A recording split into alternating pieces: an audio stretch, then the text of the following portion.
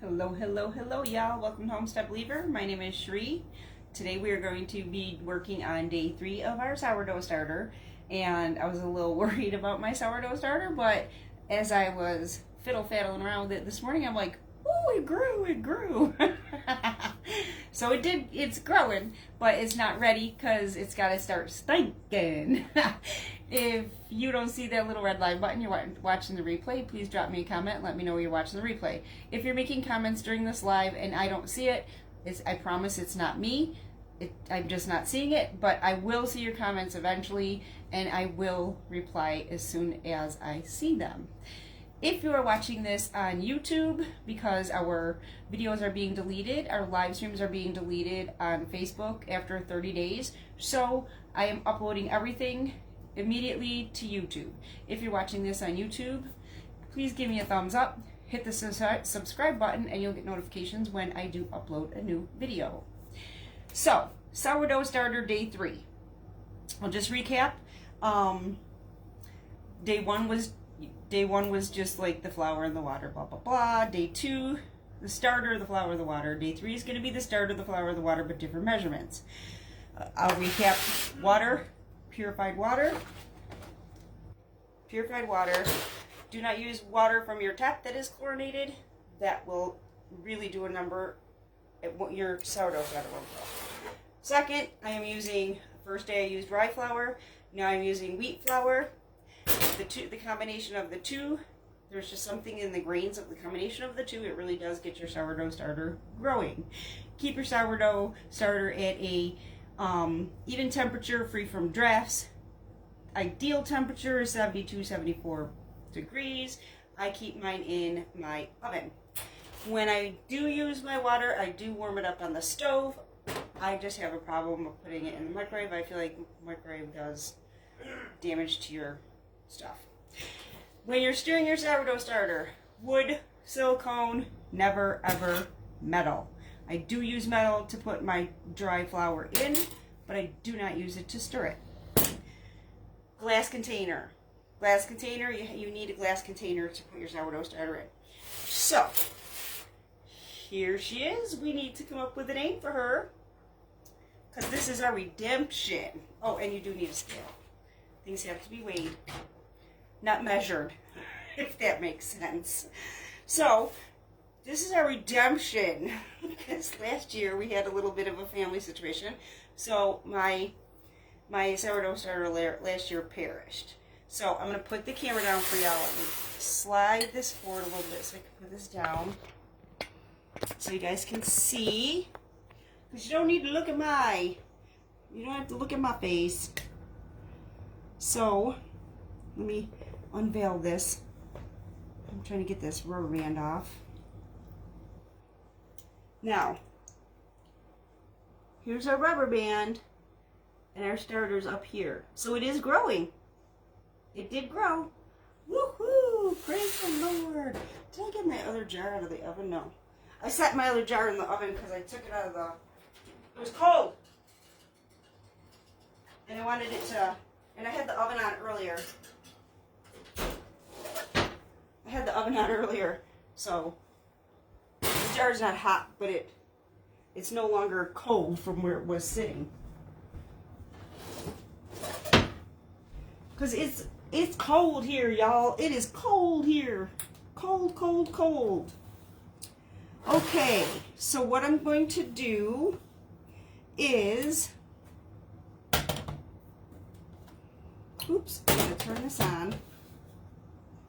Move this out of the way for you guys. I'm going to turn this on. It's 0, but we got to put our bowl on, so we're going to 0 it out. Okay. Wait, you know what? I'm wrong. Let's put our jar on and 0 it out. Because we're going to measure 100 grams of our sourdough starter. And this I will put in here because I can just take it out. It's the first ingredient. Oh guys, it's nice and ooey and gooey. It's nice and fluffy. Doesn't smell yet, but it's nice and airy and gooey and fluffy. So we are going to measure 100 grams. I gotta make sure that's on 0 because I see it's on 1. Come on now. Okay. 100 grams of our starter, and we're gonna put that right in the jar.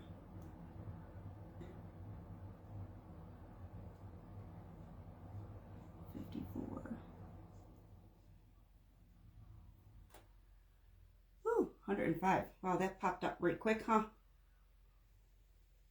105. But you know what, guys? I'm rolling with it. I'm just going to roll with 105. It's just a couple grams over. So now we're going to do our water. Clear this out. Come on now. There we go. 100 grams of water. This is warm water, not hot. Yes, my hands are clean. Okay.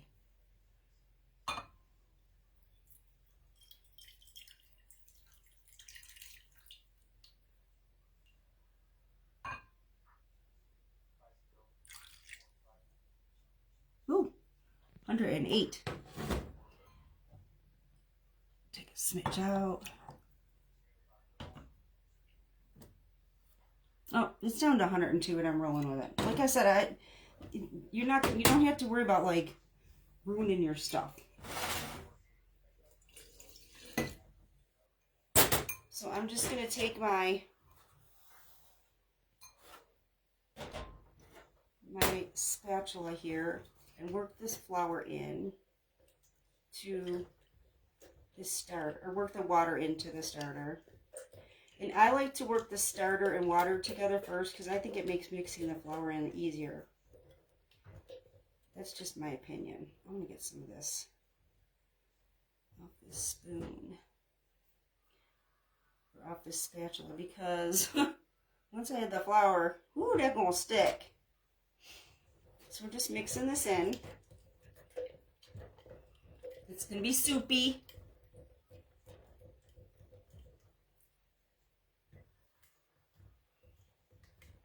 I'm so excited that this is actually doing what it's supposed to do. I'm just drying my bowl out, you guys. And I'm going to rinse my fingers because I'm all gooey. I'm just drying my bowl out. I could use 2 separate bowls, but I don't see the need when I can just use a paper towel and dry my bowl.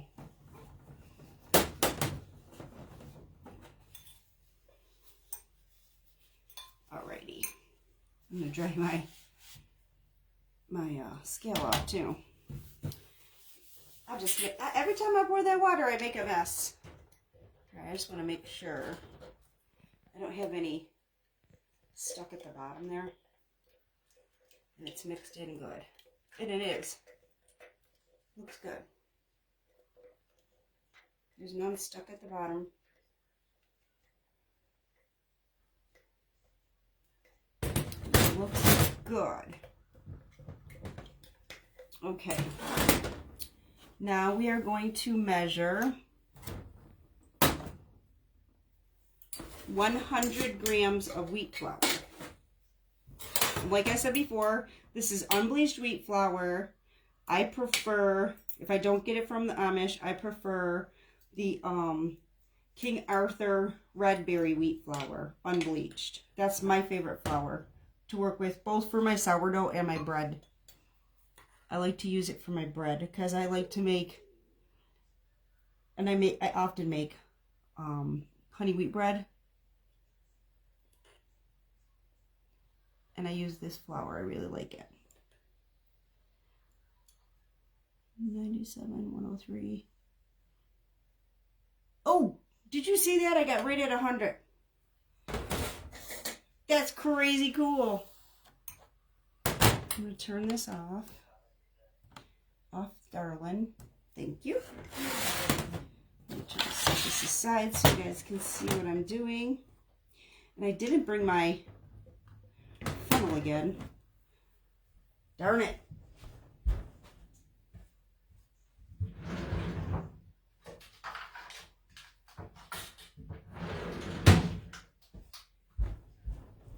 You can pretty much count on the fact that I am going to forget something every time.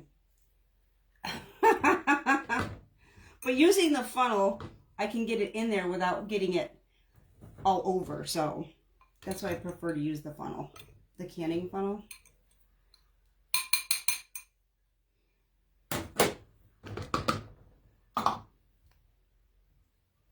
And now we just stir this in and make sure there's no dry clumps.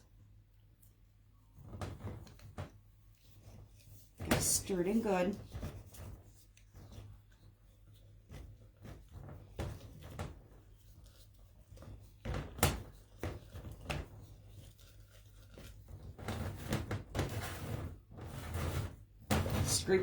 Scrape down your sides, scrape your bottom up real good. Just stir it up real good.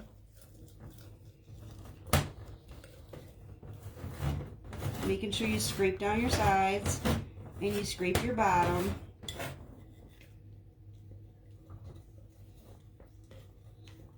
And it should be like a thick, almost like a super thick, like kind of pancake dough-ish. I'm just going to scrape this off again to make sure that I don't have anything super dry on here too. Use my paper towel to wipe my finger.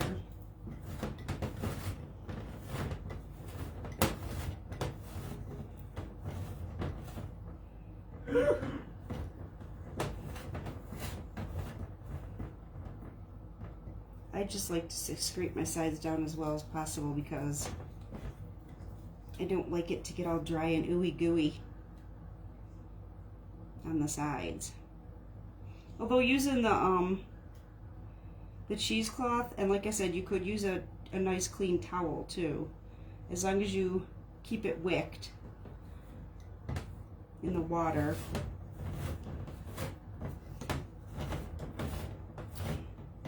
And pretty soon we're going to end up having to move this to a bigger jar, but that's okay. That's okay. That is just fine with me. Let me grab another paper towel so I can wipe the inside of this down.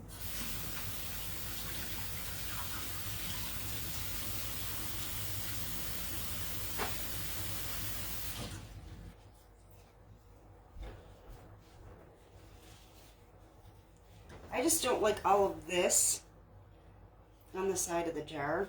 I think it's, I don't know, it gets all dry and gross. So I prefer to just wipe it down and let it have a clean space to grow to. It's my own personal preference, but it's not perfect either. It's just not all thick and gooey.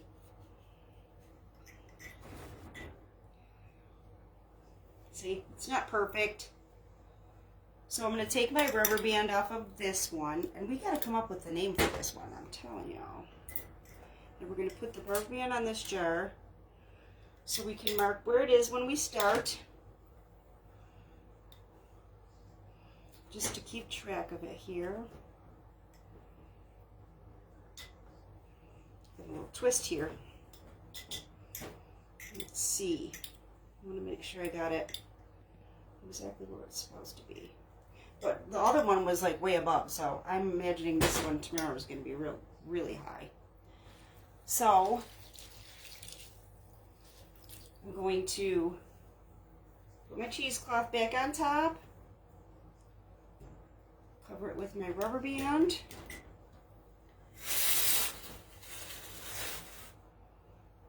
put it back into my pan of water.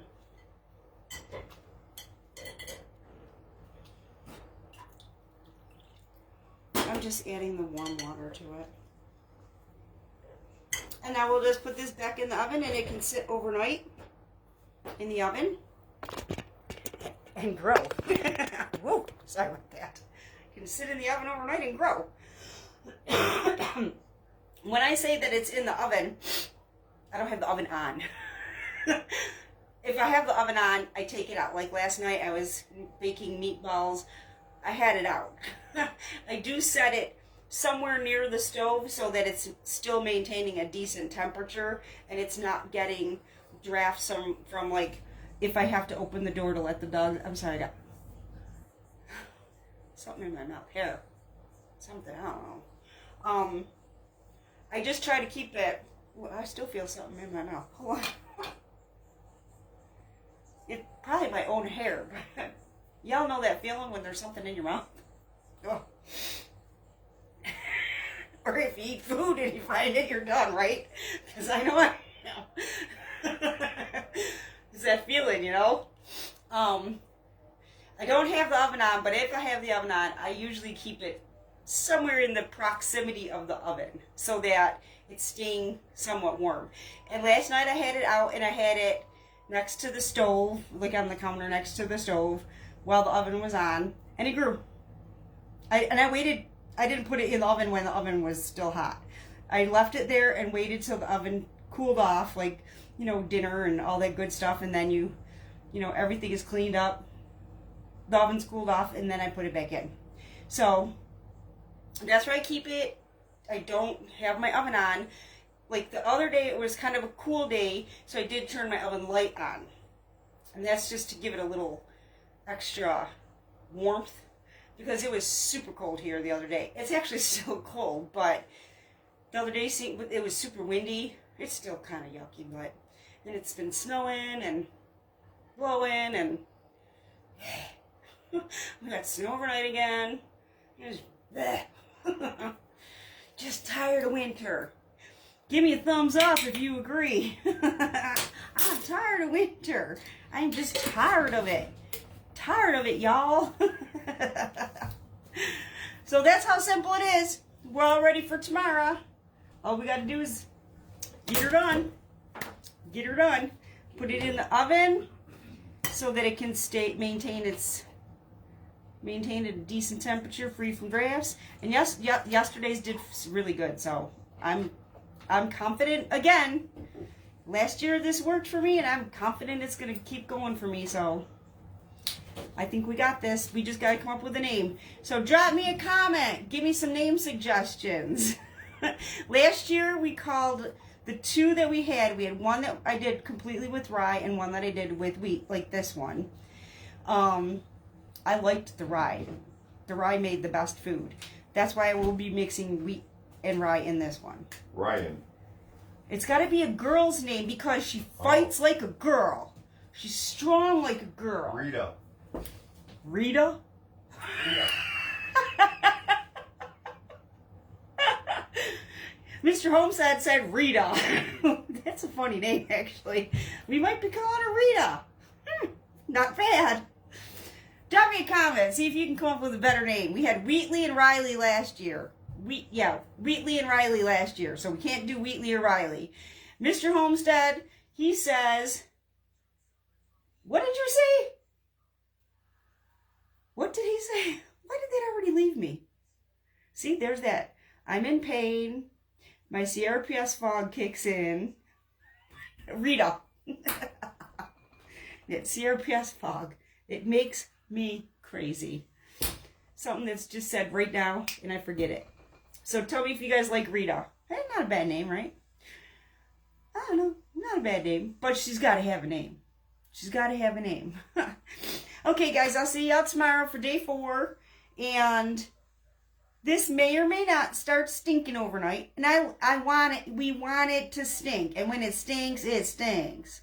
Until it starts to smell like geese, it has a nasty stink. But you want it to stink. That means it's working. And I was reading my stuff here, and it looks like it's about day 5 it starts getting stinky. Because I also took notes last year when I did this, so that I could make sure that I did this just right if I did it again. And thankfully I took notes because I had to do it again. And I'm okay with that. I'm okay with that, especially because now I know once my starter is good to go, I don't have to chuck the discard that I'm not using in a recipe. I can put it in the refrigerator to use when I can.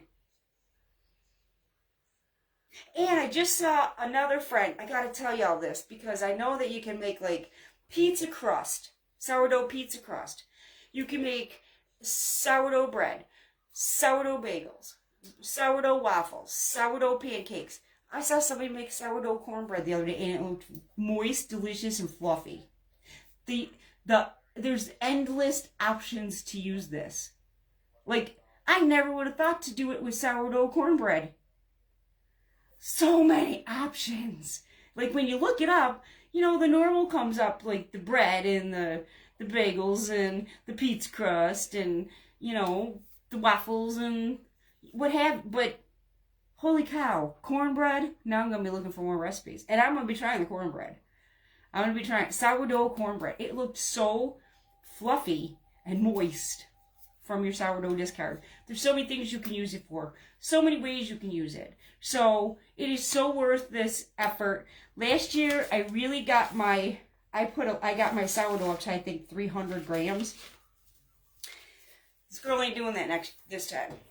That's too much for us. It's just the two of us. So we're only going to go up to 250 grams. That's probably the highest I'll go. Because we jacked this up a little bit.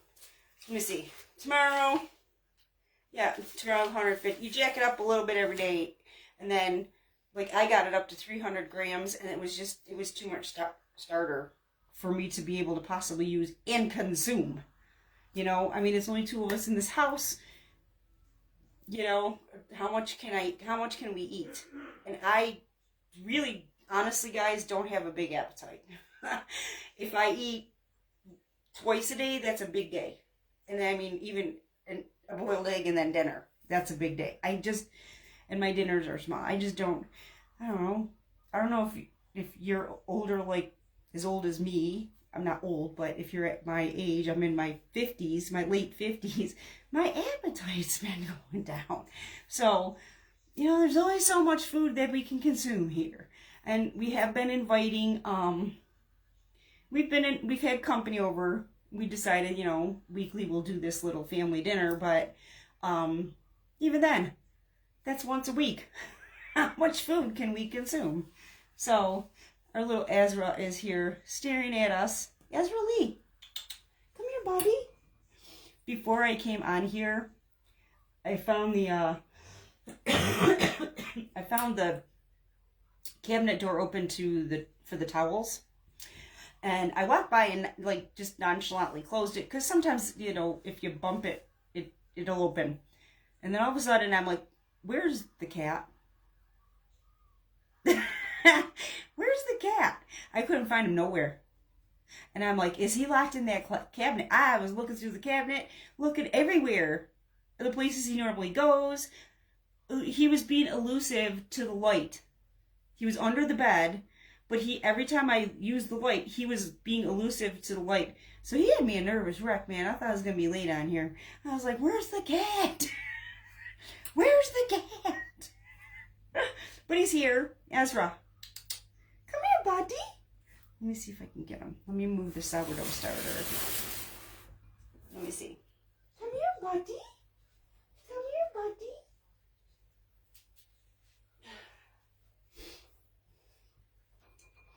See, we found him.